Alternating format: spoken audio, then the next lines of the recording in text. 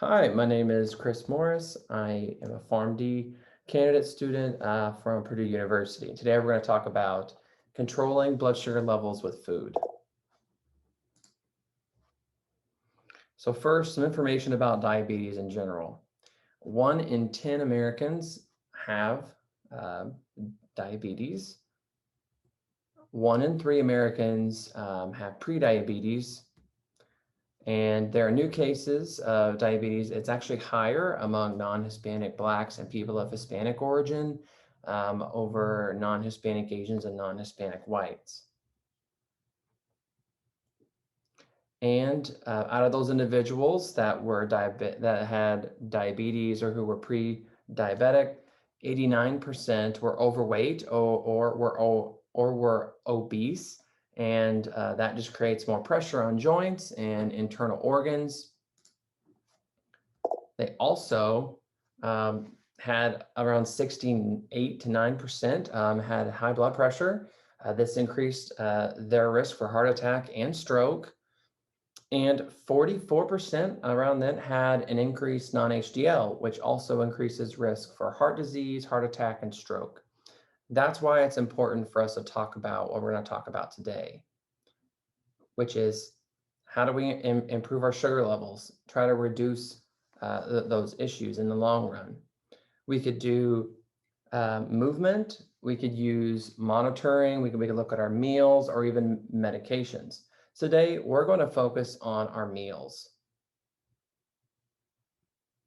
And within those meals, we're going to go over carbohydrates, insulin, glycemic index, and health benefits. The carbs. So if we talk about carbs, basically the same as glucose, same thing as sugar. So if you hear me say any of those 3 words, I'm all referring to the same thing. It's the preferred fuel for your body. It's the main thing your body wants to use, and carbohydrates in our food turn to glucose in the body. This increases our blood glucose levels. This in turn makes our body, you can see our pancreas there right below our liver and next to our stomach. It is going to produce a hormone called insulin. Insulin is what allows our bodies to absorb the energy from our blood and allows that glucose to be used. We like to call it the keys. The keys unlocking our cells, allowing our bodies to absorb that glucose. And you can see here that those keys representing insulin go throughout the whole body, and that allows us to absorb energy. I was talking a few minutes ago, I just said to you a few seconds ago that carbs are the preferred fuel source. Well, here I have an example of 2 different cars, one that takes gasoline and one that takes diesel. If we were to switch those around, one engine would probably end up having a problem and might even explode depending on the parameters of the engine, and the other one wouldn't run at all. That is the same way with carbs. Carbs, it's basically just like fuel, but we got to pick the right ones. And we're going to talk about that now. We have 2 different types of carbs. We have empty carbs, which don't really do much for our body. And then we have carbs with nutrients, which bring something else in and help keep our body healthy.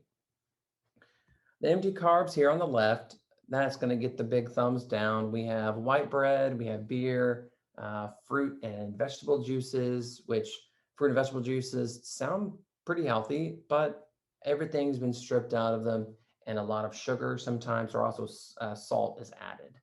Also, Cokes, candy, and cookies, those don't really do a whole lot of good for us and really bring anything else other than carbs. If we look at carbs with nutrients, which instead of getting the blue bell, it gets the green medal instead of the blue one. That would be like quinoa, maybe even like bananas, oranges, which have a pretty good amount of sweetness to them, but also bring in some fiber and other nutrients, high in vitamin C. We also have apples, which bring in a lot of fiber and other nutrients too. So you can see that just across the board, we can still have some things that have a little bit of sweetness to them, but we're also getting the most bang for our buck because we're also getting nutrients along with those. What is glycemic index?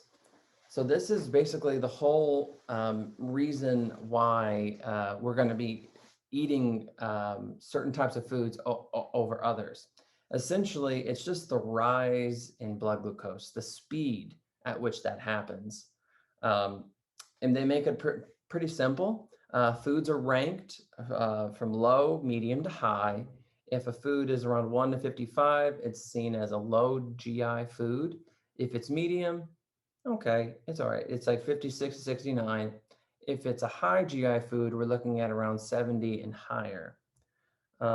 This scoring system just makes it a little bit easier to understand what certain foods will do to our blood sugar levels. Here's the analogy I'm going to use for you. Imagine that you've been hiking all day, you got this nice view behind you.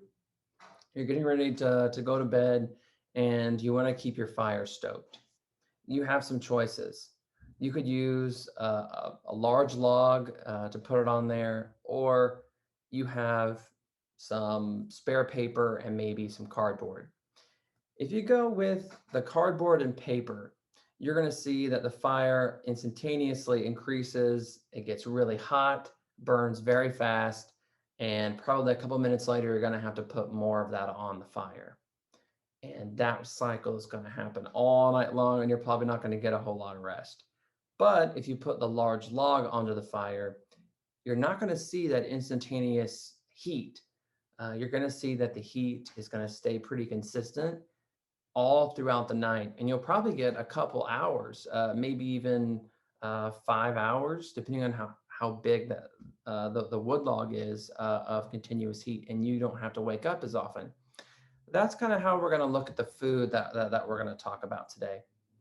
If you eat a food that has it's high glycemic, then you're going to see that sort of way here on the left. If you look, you have it goes up real high, your glucose goes really high, really fast. Your body releases insulin, those keys, and you see it drop.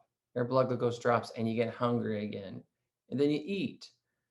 And this whole cycle just continues to go on and on and on. And you see that you get really hungry and you end up eating more food in the long run. But if you choose kind of like that large wood log to eat something that doesn't spike really quick, you're going to see a nice slow release of energy. You're going to feel full for longer, and you won't have those dips. You're not going to get really hungry right here and want to eat more. You're going to see that you end up eating less and you feel full longer if you eat foods that are low glycemic.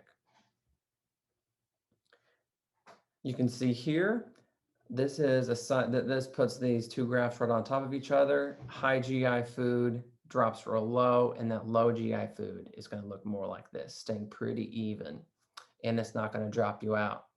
Well, let's look here and compare some foods. Instant oats, pretty high on the GI scale, right around 80 there. Watermelon is a 76, and mashed potatoes, 87. That's a pretty high GI food. So that's going to basically, as soon as you eat your mashed potatoes, it's going to skyrocket up, and your body's going to have to deal with that high blood glucose.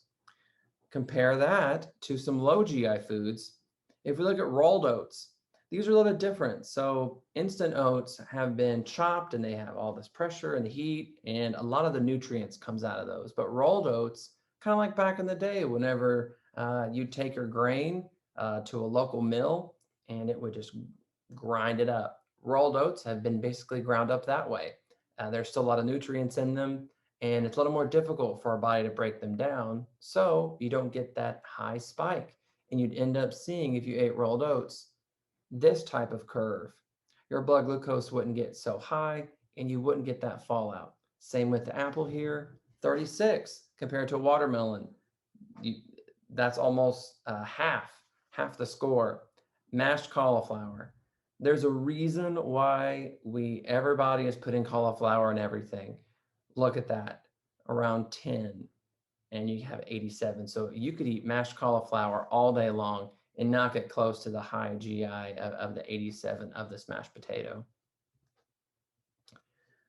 I understand we've gone through what high GI and what low GI is. Well, what are you going to benefit from eating those low GI foods? You're going to see little to no carb crash after eating. You're also going to see that your pancreas that makes your insulin is not having to work as hard because you're not going from 0 to 100 really fast. You're end up going maybe 0 to 50, and it's going to go a lot slower. It's kind of like if you're always just pedal to the metal on your vehicle, your car's engine's probably not going to last very long. Same thing with pancreas. You're going to want to be nice to it. You might also stay in a fat burning mode versus fat storage. So whenever you see that dip that we were talking about and you get hungry again, your body thinks, oh no, I got to have more food, and it's going to try to hold on to that energy. Versus if you eat one of those low GI foods, you're going to see that you don't get hungry as often because your body knows it has that energy there, and it's not going to try to hold on and create more fat. You're also going to see, once again, that these foods are higher in other nutrients. So you're going to feel healthier, have a lot more vitamins in your body, have the appropriate amount of protein, other good things for you to just have overall health. One of the large things is there's going to be less inflammation. Whenever our blood sugar levels go too high, cortisol is released and inflammation increases. And that inflammation can go throughout, it goes throughout the whole body.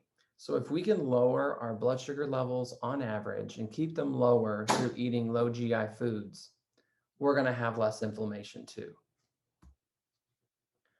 Here are some references here. What questions do you have? And thank you so much for listening.